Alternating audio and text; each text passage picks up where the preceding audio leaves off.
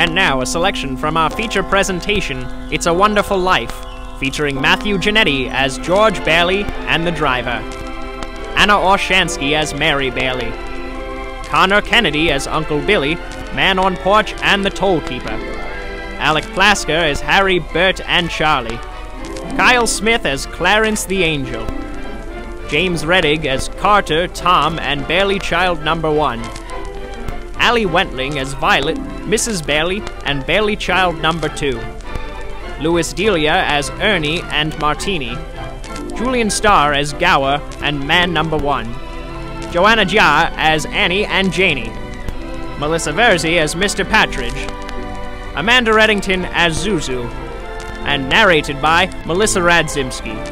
We hope you enjoy our feature broadcast. Open your mind.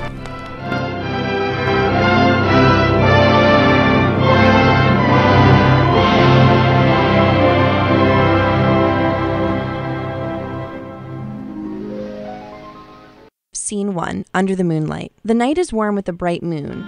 George is dressed in jersey sweater and oversized football pants that keep wanting to come down. Mary is in an old white bathrobe. Each is carrying their wet clothes tied into a bundle that leaves a trail of dripping water. We hear them singing.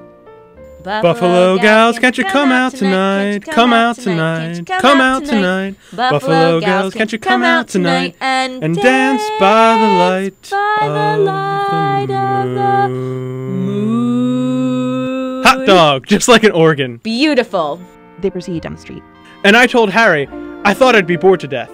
You should have seen the commotion in the locker room. I had to knock down 3 people to get the stuff we're wearing here.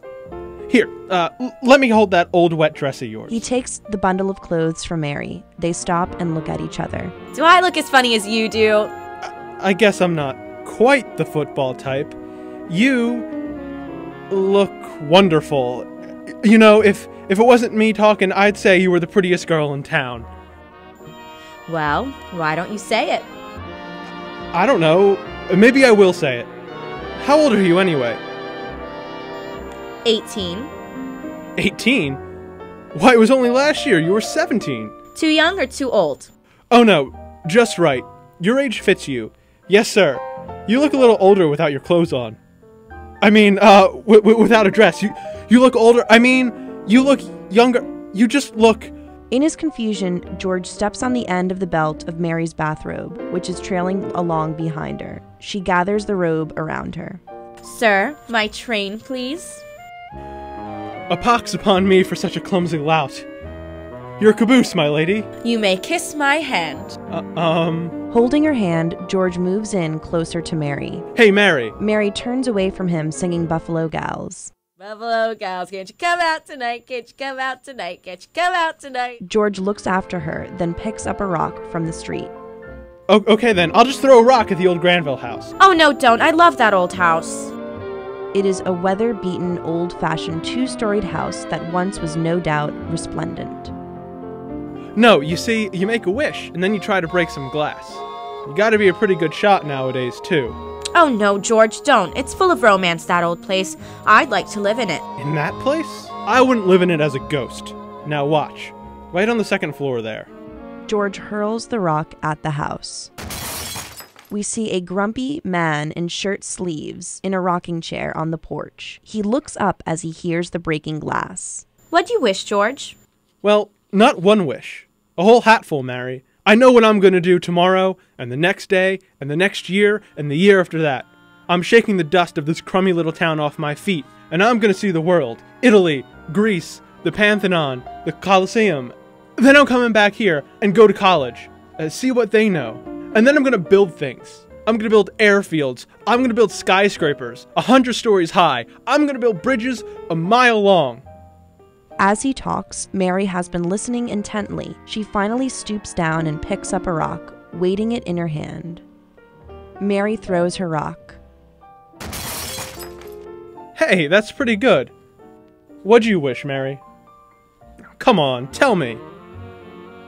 If I told you, it might not come true. What is it you want, Mary?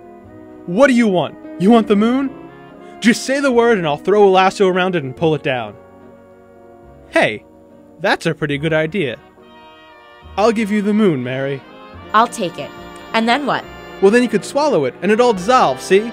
And the moonbeams would shoot out of your fingers and your toes and the ends of your hair. Am I talking too much? The man is listening on the porch of the house to George and Mary. Yes. Why don't you kiss her instead of talking her to death? You want me to kiss her, huh? Ah, youth is wasted on the wrong people. Hold on! Hey, mister! Come on back out here and I'll show you some kissing that'll put a hair on the back of your head. Mary runs off. George has been, once more, standing on the belt of her bathrobe. So as she goes, her robe comes off. Mary? Okay, I give up. Where are you? Over here in the hydrangea bushes. Please give me my robe.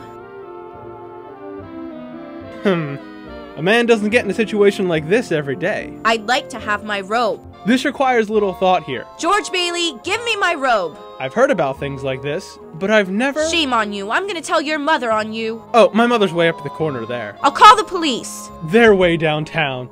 They'll be on my side, too. I'm going to scream. Headlights flash into the scene, and the Old Bailey automobile drives in, with Harry at the wheel and Uncle Billy beside him.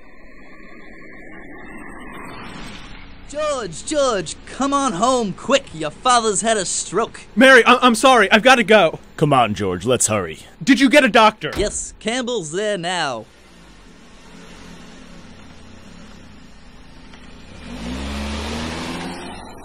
We see Mary in the hydrangea bush. As the car drives off, now wearing a robe, she rises up from the bush and follows the car with her eyes.